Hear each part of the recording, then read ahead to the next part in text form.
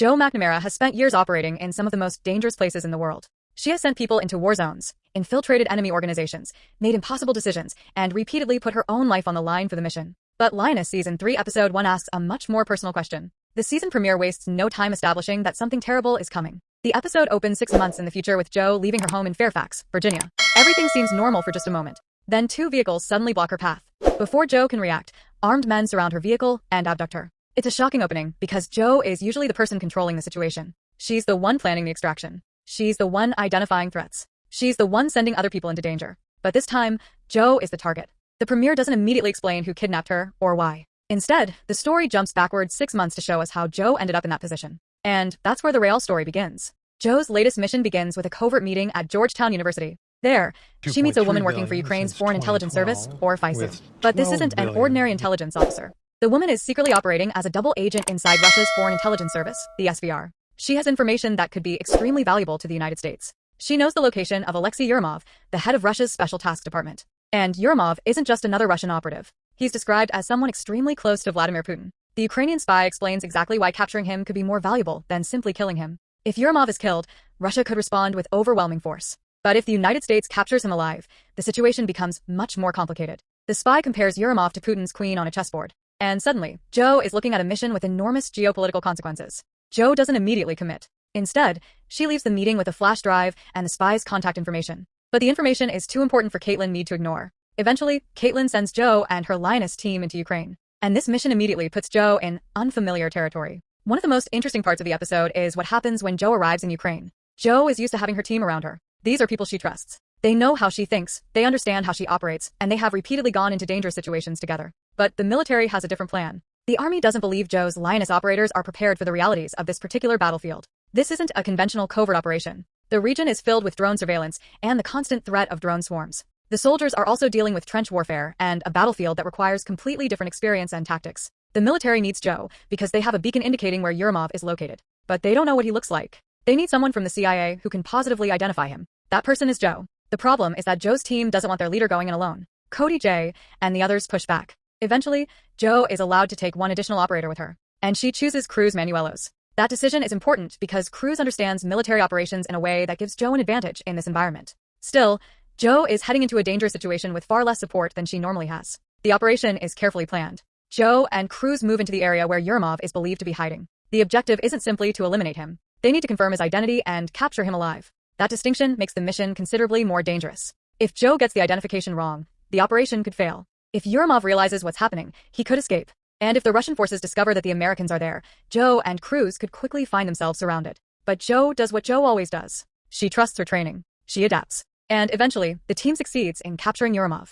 The mission is a success. Yermov is alive. Joe has accomplished what she was sent to do. At this point, it would be easy to assume the danger is over. But the premiere deliberately sets us up for that assumption. Because the battlefield isn't where Joe's biggest problem is waiting. It's back home. After the mission, Joe returns to Virginia. It's late when she gets home. Her family is already asleep. The house is quiet. And for a brief moment, Joe gets something she rarely has. Peace. She checks on Neal and quietly moves through the house before heading downstairs. Everything appears normal. Then someone knocks on the door. Joe immediately becomes cautious. She doesn't simply open it. She keeps the chain locked and has her gun ready. Outside are 2 men claiming to be state police. But Joe doesn't trust them. She refuses to step outside and asks questions. And then one of the men makes a mistake. He drops the English accent. That single moment confirms Joe's suspicion. These aren't police officers. They're pretending to be law enforcement. And whoever sent them knows exactly where Joe lives. That is the real nightmare.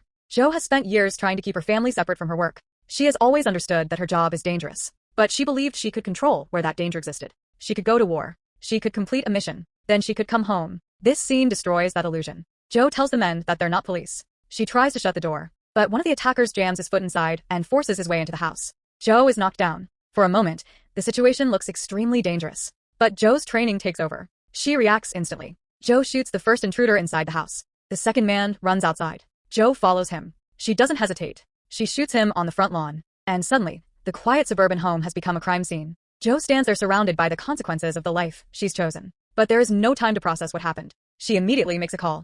Her message is simple. I need FBI to my house. I'm blown. And that line changes everything. The premiere deliberately refuses to give us a definitive answer. We know the attackers weren't state police. We know they were armed and highly motivated. And most importantly, they knew where Joe lived. That means this wasn't random. Someone had information about her. Someone knew enough about Joe to target her at home. But the episode doesn't tell us whether the attack is directly connected to Yurimov, the Russian intelligence operation, or something else entirely. And that's what makes the opening flash-forward even more important. Remember, the premiere began with Joe being abducted 6 months later. So the attack at her house clearly isn't the end of the story. It's the beginning. Something happens between these two events that ultimately puts Joe in the hands of an armed group.